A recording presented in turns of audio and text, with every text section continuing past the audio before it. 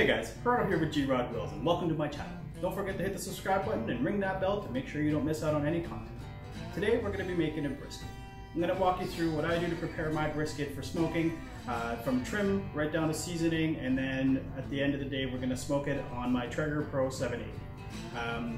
This is going to be about a 14 to 15 hour cook plus a couple hours rest, but at the end of the day you're going to see this beautiful, moist, tender brisket. So stick around and we'll show you how it gets done. Alright, so here we've got about a 15-pound prime grade brisket, full pack of briskets, got the point and the flat attached. And what we're going to do here is I'm going to remove all this hard fat that you see here. Going to remove some of this little bits and pieces of fat and silver skin. I'm going to be using a tool cutlery trimming knife. It's super sharp and it's going to be great for all of this. A tip that you can use to trim, and this is thought out a little bit more, but if you trim it when it's still a little bit frozen, it'll be easier to get some of these pieces back. So we'll just get going. So anything you feel with your hands here, anything that's really hard, you're just going to want to get rid of because that fat's not going to render through.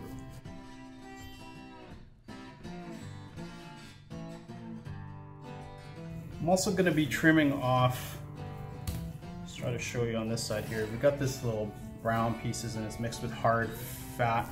I'm going to trim that off just to have a nice little clean edge. Same with these little dangly bits, we'll trim those off as well.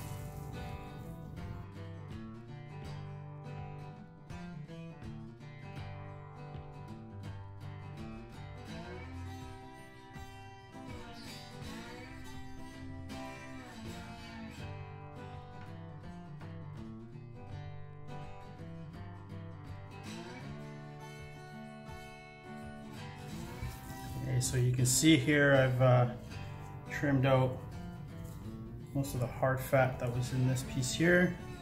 Just going to trim a little bit more of that here, and then mostly that's left is just that soft fat, and that's okay.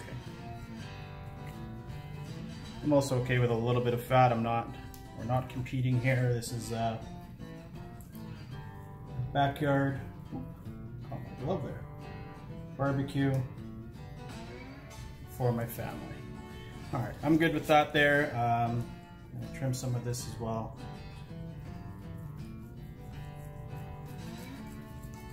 Just to make it nice and pretty. See some of that marbling point.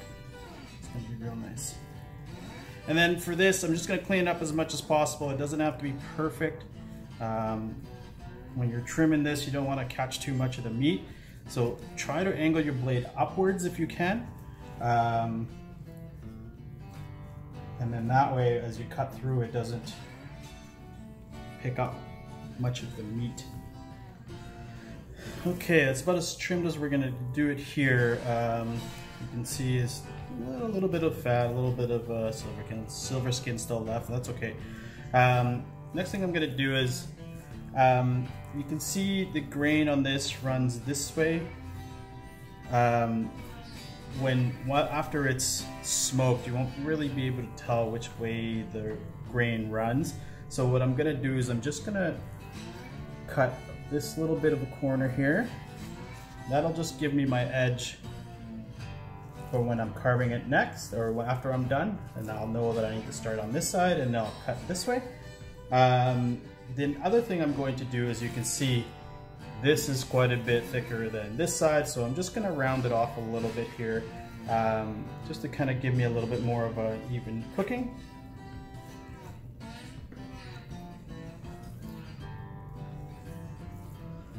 And don't worry, this is not going to go to waste. I'm going to cook this alongside it as well, so we're going to eat it just like that. And then that way we've got a more uniform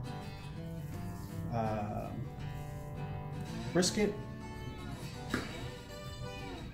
so it'll cook more evenly. On the other side, on the fat cap side, what we want is about a 1/4 inch of fat all the way around, so we're probably going to be looking at about that thickness all the way around. I'm going to try to trim it as much as possible. It's not as important on this side. It just, as you can see here, there's somewhere the butcher already kind of went too far into the meat. We'll try to avoid doing that. But yeah, I'm just gonna kind of shave very small pieces of the fat.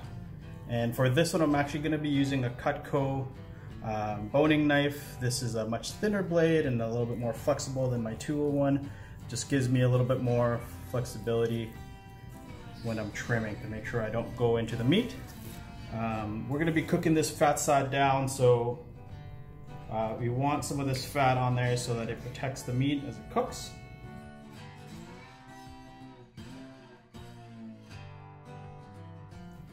Okay, so you can see here that's that side. Still quite a bit of the fat on. I've left a lot more fat on here than I normally would just because this meat is a little exposed. I didn't want to cut too much into it.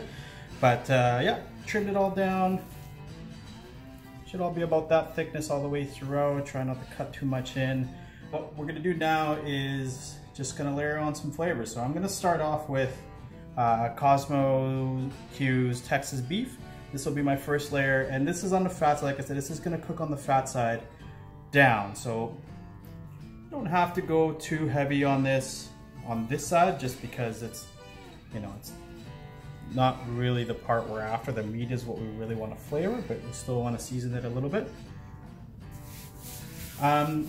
You can use a mustard binder if you want. Now this will, it'll allow it to kind of, the seasoning to adhere better to it.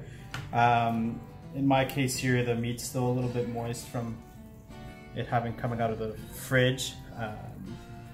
So no need for me to add any binder, it's gonna adhere just nicely.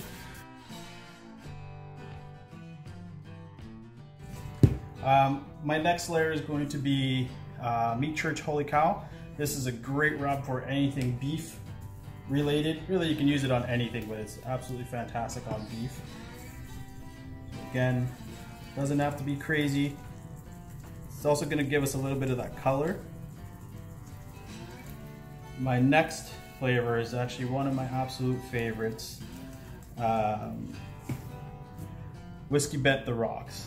This stuff is awesome. Big, thick chunks, you see as it comes out here, big chunks of seasoning. Very coarse, you've got some garlic, you've got some onion, pepper, just really good. And it adds an awesome crust too. Again, anything beef related, you can use it on anything, but it's really good on beef. And that's it. I'm gonna give her a flip around. It's okay on those pieces that you heard there. Just because it's gonna press up against it now anyway. So now this is the part that you really wanna make sure you season really well. Again, if you want, you can use a little bit of mustard binder, which I'll go ahead and add here just to show you. Don't need a lot, you really won't taste it. It's just enough to give us a layer to adhere to.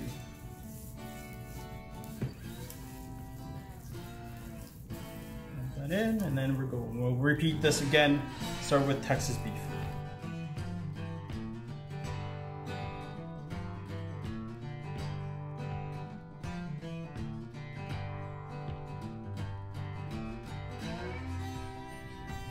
Alright, so I've let it sit for a couple minutes here. You can see some of the rub starting to get a little bit, you can see, I don't know if you can see it in the camera, but you can see almost starting to glisten, a little bit of meat sweats.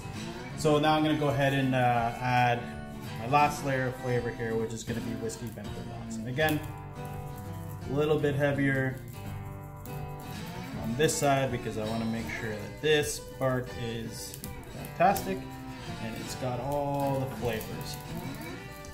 And that's pretty much it, guys. This is trimmed and seasoned. Now this is gonna go back in the cooler.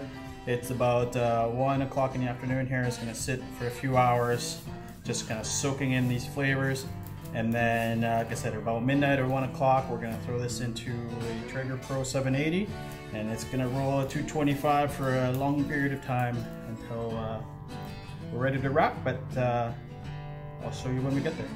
Alright, so here we are. It is about 8:15 in the morning. This thing went on at 3:37 in the morning.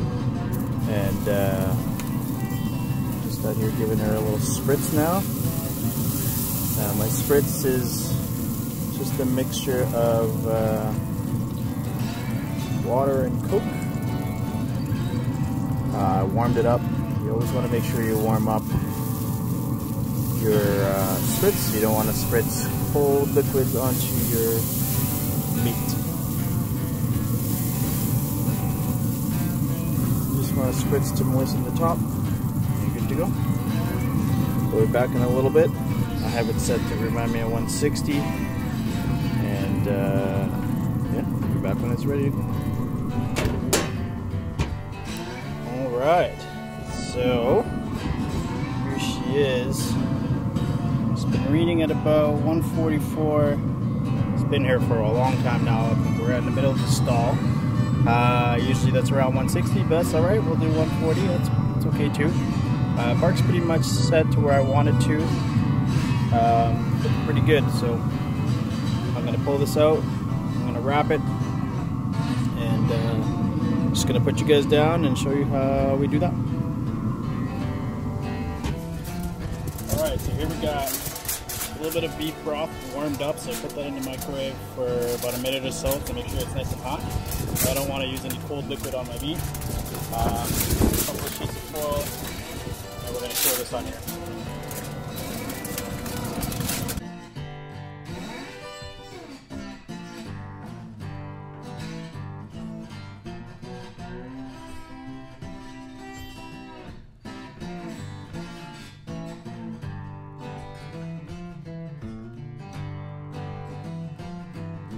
It's now 4 o'clock in the afternoon. It's now reached 2:05, and now I'm just going to use a probe and check for tenderness. You're wanting to see, get that out of the way. I want it to slide in like butter. Still a little bit of resistance here, so I'm going to let it go for a little bit longer. It's getting pretty good though.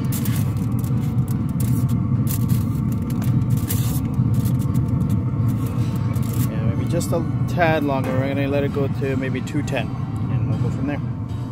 All right, so here we are. It's at 208. I just probed it some more. It's now nice and soft at the point where you get almost no resistance when you're going through with a probe. So what we're gonna do is we're gonna take it out of the Traeger here, and I'm gonna put it into this Arctic Zone Titan deep freeze cooler.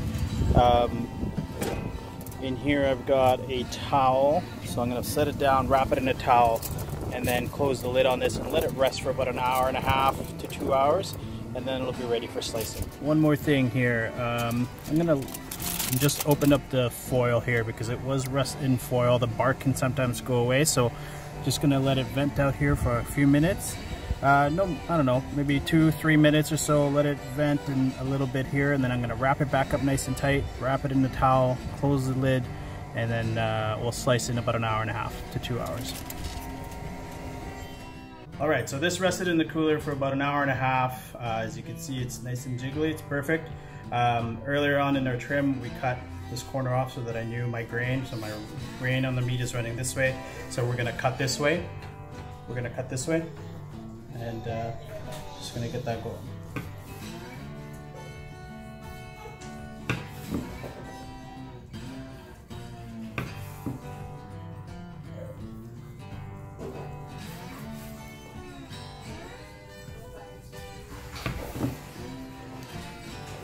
You can see here, nice little smoke ring, nice little bend.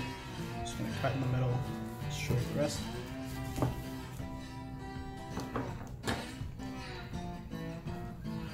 Nice and juicy. Exactly what we're looking for. And I'm just gonna cut a few more slices here.